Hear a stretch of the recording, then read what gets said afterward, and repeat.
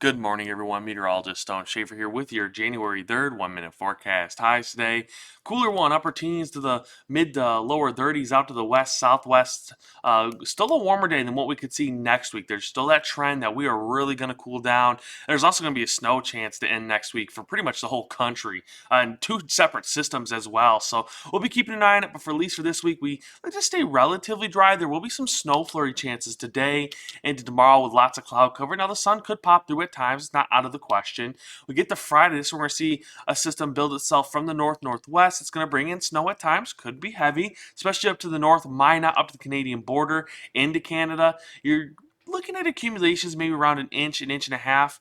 Any higher is pretty unlikely at this point, but we'll keep an eye on it, see how this system evolves. Down to the south, Dickinson to Bismarck, you're looking at probably a quarter to half an inch with this system as it moves through Friday afternoon into probably Saturday morning. Then by the end of the day, Saturday, looks like we should stay relatively dry across the region. Temperature outlook for next week is showing us cooler than average temperatures. We do see that teens, single digits could be possible. Could cool down even more after that. We'll have to keep an eye on it. Again, there's a few systems that could really help pull in some cooler air as we get through that really second week of January.